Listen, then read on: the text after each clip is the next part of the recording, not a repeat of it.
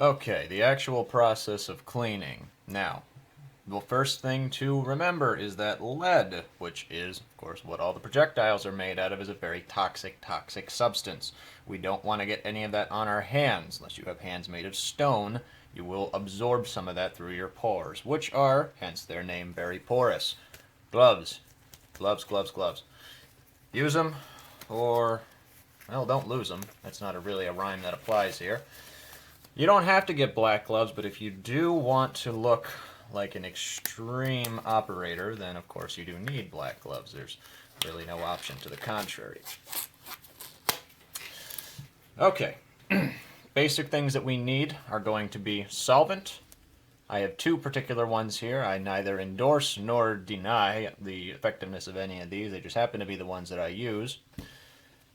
A lubricant. I do recommend getting something that is a separate solvent and lubricant. You will notice that this CLP stuff here is cleaner, lubricant, and preservative.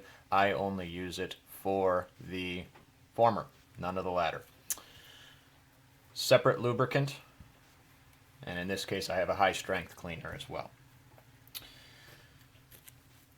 You will need bore cleaning tools to the effect of your caliber. Your bore rod is just going to be either pistol size or rifle size. In this case, this is a pistol rod because we have a pistol. Very cryptic, I know. Your brush is going to be designated to the particular caliber size, and this is very important because you have to get these little tiny bristles into the rifling at the exact particular size of your bore. If you do not, you will not clean it properly. You will see a great degree of fouling, etc., etc. These are also consumable, so do not rely on the same one for a long time. You'll generally get about 8 or 9 good cleanings out of one of these, and then they will need to be replaced. Most of them, if you can see on here, will designate the caliber on the side. Particularly this is a 45 because this is a 45 caliber pistol. For getting a patch through your bore, you generally have, oh golly, I have black gloves on, you won't be able to see this very well, but there are two tools to get a patch through your bore. First of which, and maybe we can see this now, this is a jag tip, otherwise sometimes called a spear tip. It has a pointed portion to it here, and it is going to take the patch and just push it straight through, and it'll fall out the other side. Your other one is a loop tip, sometimes called a drag tip. In this case, you will take your patch, thread it through like a sewing needle, and drag it through from there. I have particular uses for both of them, of which I will show you, but generally I like the jag style better for the fact that you're not dragging that dirty patch back through the bore, but we'll get to that in a bit. Patches, of course, consumable items. Make sure you dispose of those properly. They will have lead on them when you are done. A surface brush, big thick end like an old toothbrush. You could use an old toothbrush if you like. I do know people who do that. I don't like them very much, but I do know them. A particular gun brush is also going to have a thin end for getting inside the small nooks and crannies. I highly recommend this tool over using just patches. You don't get much elbow grease with a patch, and I don't know about you, but even with my little girly hands, I can't exactly push my finger in there too hard to get into said nooks and crannies, which also brings up our tool of dental picks. Now I, of course, am a sucker who spent money on real ones that are made for cleaning guns. The absolute difference between these and ones that you would get from your dentist or hospital supply store for about a third of the price, I do not know. I don't think there is a single difference to it. Like I said, I'm just a sucker in this case. So, the dirtiest part of your gun is going to be your bore. Now in this case, hopefully the camera can't really tell just how clean this is because I maybe put about 20 rounds through this since the last time that I've cleaned it. But I like this option because the stainless steel is going to be easy for you to see against on this camera here. So the dirtiest part is going to be your bore, and that's the part that needs to soak. Think of your dishes in the sink. You got the pan from last night that you made all your pasta in, and it's got crusty nastiness on it. You soak that one first, go to your dishes, come back to that one at the end. So that's exactly what we're going to do with this guy here. This is my limited use for the loop tip or the drag tip, is to disperse a good deal of solvent inside of the bore. I also recommend you have a nasty cloth here. This is what you're going to use to try and get some of that off of your tools as you're cleaning, so you're not cleaning again with dirty tools. By the way, I did not mention, but I feel I should, a cleaning mat particularly here is going to be something that's going to help keep this solvent from just pouring into whatever you have here. I have a nice old wood table that I got from my grandfather and I think is even older than he is, and I don't want to get all this goo onto it, so in this case this is a felt lined mat with a backer on it that does not seep through. Highly, highly recommended.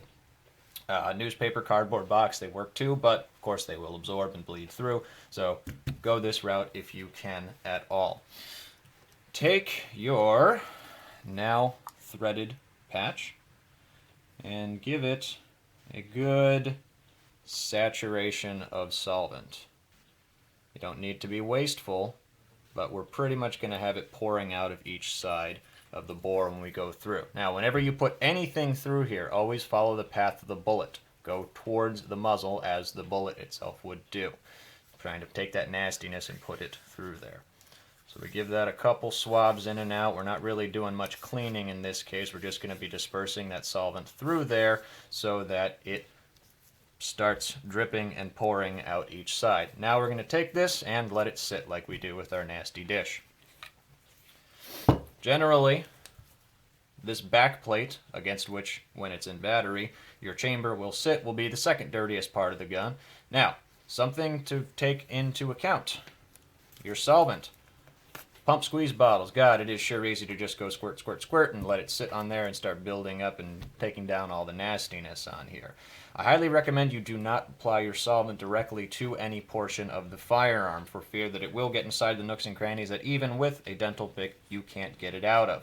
Particularly on a striker-fired pistol like this, a Glock, a Smith & Wesson M&P, any of the imitators of it, you will see a lot of that buildup going inside of your firing pin channel there, and it creates this wonderful, wonderful sludge that you will not be able to get out of unless you do a full function stripping on it, of which, unless you are a certified armor or gunsmith, I don't recommend that you do yourself.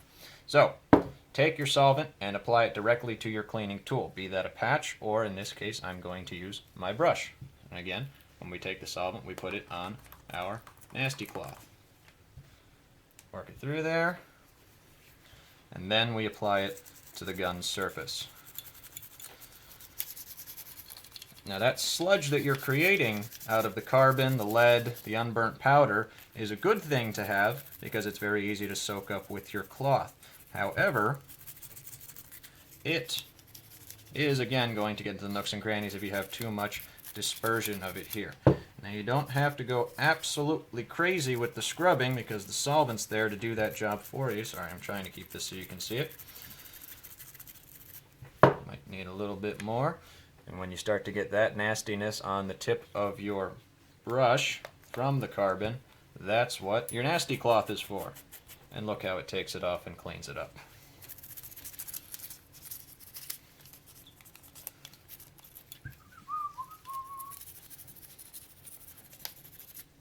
Okay. Patches. Patches are your friend. Also, stainless steel guns like this tends to be a little bit easier to clean, which is one of the reasons that I recommend them, aside from their high bling factor, is because when you've got black nastiness on there, you can see it. When it's clean, you will see bright, shiny stainless steel. Again, help of the dental pick. Places where I could not even get my fingernail, and especially in your slide channel dimensions here. That's the last place that you want buildup because that's going to create more friction against your frame rails as the gun is trying to cycle, and therefore can induce hang-ups of no fault of your own aside from the fact that your gun was too dirty, which I would say is indeed your fault.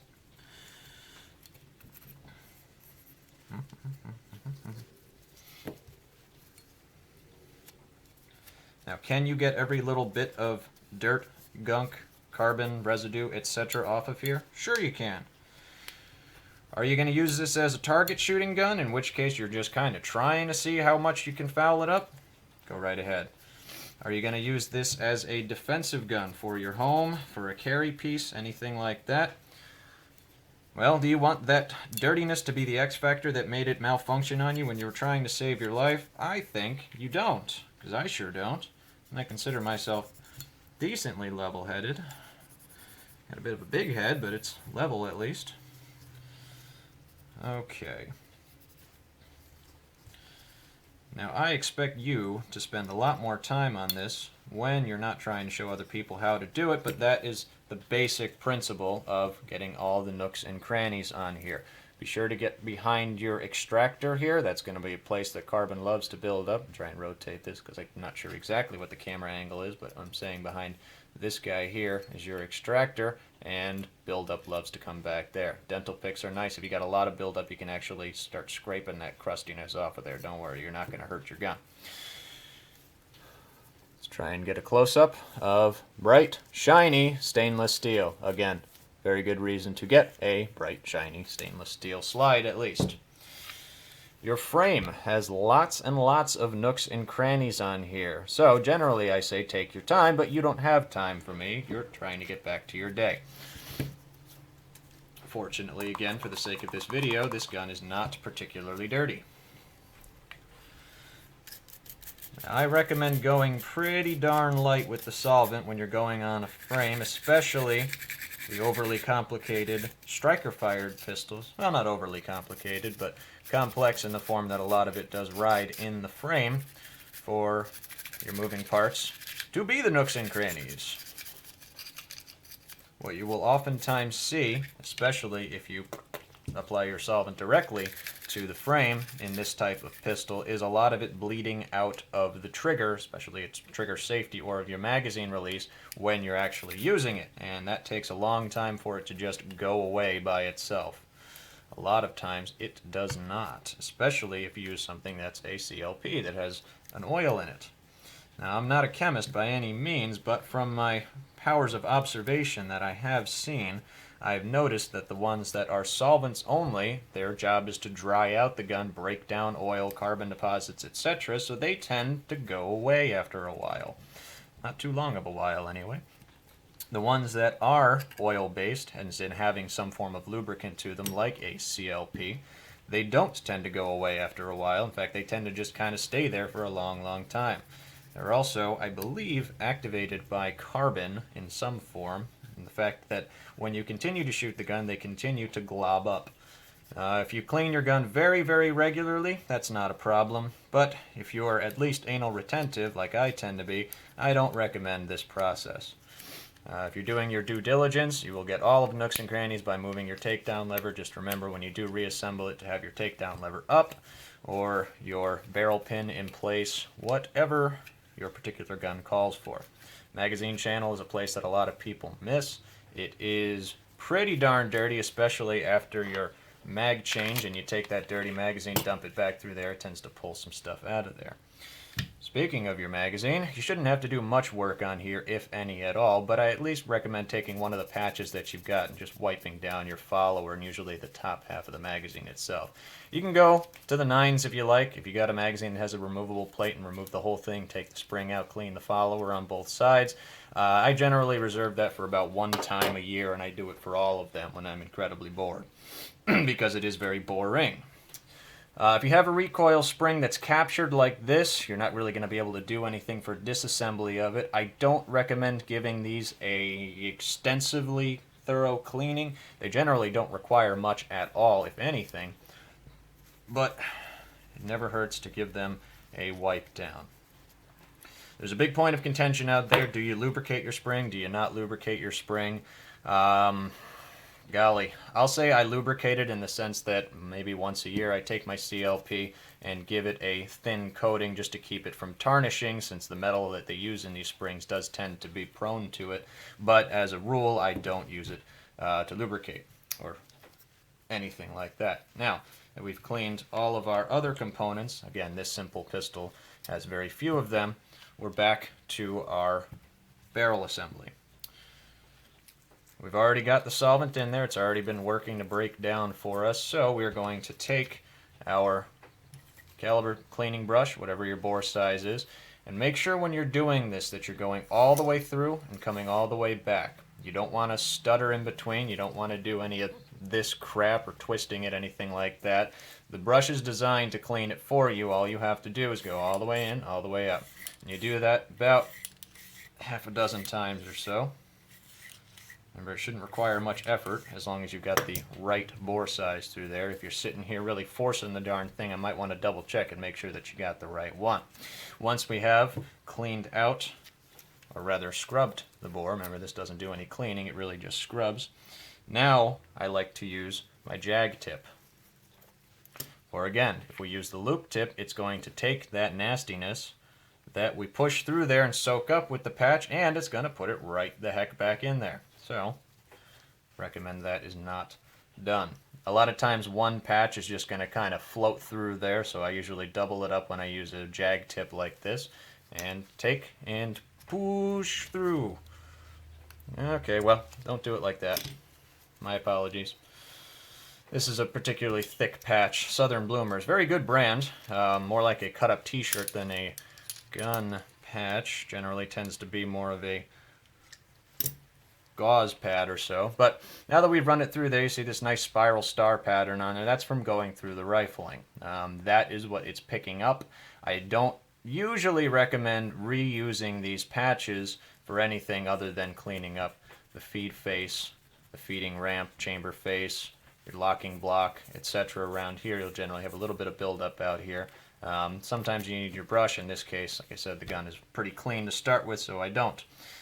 We've all seen the beginning of a James Bond film, any James Bond film anyway, so we know what rifling should like when we look through it. I don't know what the camera can and can't see from there, so hopefully you're getting something like that. But if you do, just hold it up to the light, look through it, and make sure it's nice and shiny and spinny. You don't see a lot of buildup on there. If you see through your rifling grooves that there's some crusted blackness, go back to using your patch and a little bit more solvent. If you can't do it from there, it might be time for a heavy metal solvent like a copper cutter or something like that.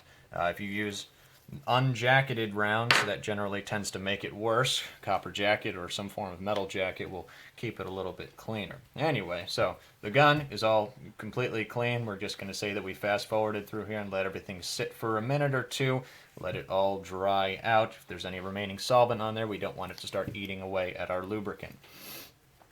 I like this Lucas Oil lubricant on here rather. Well, mainly because other people don't use it, and they really, really should.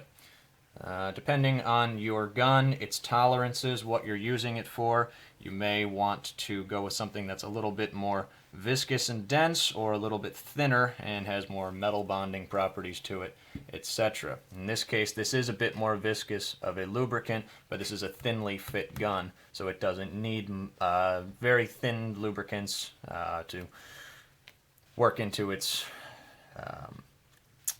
tolerances that it has built in.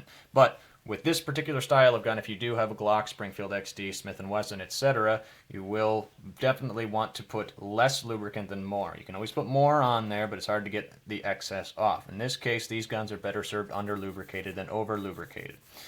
Now, applying it directly to the patch allows me to put on just as much as I need, and if I need more, put a little bit more on the patch. Or open the bottle first, so you're not a dummy. The exterior of your chamber and barrel is an important part to lubricate. Down to your cocking block here. Do not put anything on your feed ramp, any of the feed face or chamber face, and God, do not put anything inside of the bore unless you are preserving this gun and letting it sit for a long period of time, but that's a different lesson. We're talking about active guns that we use here. Okay, so the idea behind this, especially on a loosely fit gun like this, is that after you've cleaned it, your barrel or chamber looks shiny but not wet. If you can see the oil on there, you have too much oil on there. Wipe off any excess that you find. This stuff here is going to be like maple syrup magnetizing all that gunk from every shot, and if you have too much of that built up, then it's not going to operate properly. For your lubricant, usually I would recommend using a bottle that has some form of dropper top to it, but in this case, since this is what I've got at my disposal, put one drop in each of your slide channels here, let gravity do its work. Hopefully your gun is square front enough that it will allow you to do that. And that will run down those slide channels as gravity helps it. That's a little bit more than I wound up needing, so again I can soak up the extra with the patch here and my wonderful dental pick. Point of contention as well. Do I lubricate the inside of the slide? Do I lubricate any of my cocking assembly, the frame rails? The more you put on there, the more you're going to have an opportunity for that to be a build-up point for all that stuff that's getting shot out of there. It's really going to depend on how tightly fit your gun is, the tolerances that it has versus the type of lubricant that it needs. In this loosely fit style of gun, I generally don't advocate doing too much of that, but I take that excess oil, soak it up here, and I will usually just put a very, very thin coating just to shine them up on the moving parts that will create friction during the firing process. Maybe that'll stay standing up. It might fall down here in a minute. We'll see. Again, your frame rails are the alternating parts to your slide channels. So a little bit of lubricant on those, really just to slick them up. I wouldn't actually put anything that equates to buildup on there. Once your gun is fully lubricated, reassembly, same as disassembly, just in reverse, depending on, again, your gun, but it generally is a pretty easy rule to follow. Make sure that your chamber is seated all the way to the rear. You will always have a slide end and a barrel end of your recoil spring. Modern guns like this, you can't put this in backwards. It simply won't fit. It won't let you. Don't try, because I told you that you can, of course, but just know that it's not designed to be able to do that, or it's designed rather to not do that. If you're still using your gloves, good for you, but in this case I got some oil on here, so I'm going to take one of my patches to get this all back together, because now we have to coordinate lining up our slide channels with our frame rails. Go back. If you ever have resistance when you're doing this, always wiggle it. Never force it. You don't want to shave or shear something off that you can't replace, or it will be a very costly replacement. If your gun has a backstrap safety like this, I don't believe it matters on the XDs, but on 1911s it surely can. Do not engage your backstrap safety when you are reassembling. Bring it back to slide lock in this case, and that back down, gun's ready to go. However your reassembly process is, do it properly. And then the last thing to do is give a couple manipulations of the slide in order to get all the parts to know each other and get the lubricant properly displaced. I guess I did a pretty good job in this case. You might see a little bit of it pooling out the back. I don't really have anything on here, but you might see a little bit. That's okay, especially if that's where you put the lubricant. A little bit pulling out the back there is fine, but if it's spitting out the sides here, you got way too much on there. Take it down again, wipe up all that excess. Your gun will thank you, your shooting will thank you, and it'll be spitting out all over your hands when you're done. In this case, now that we are completely done with this gun at least, but that's all I'm doing today, what I recommend doing is taking all of your nasty patches that you had and wrapping them in your G-Loves. Bear in mind, nasty stuff on these patches, nasty stuff on the inside, or outside rather, of your gloves that's now on the inside of it. Anytime you're done with this, highly recommend that you wash your hands with some form of D-lead soap. If you don't have it, orange goop tends to work pretty well. Make sure you're always using cold water when you wash your hands afterward. Warm water, again, opens up your pores, lets all the nastiness in. But for now, we're all done. Thank you for watching.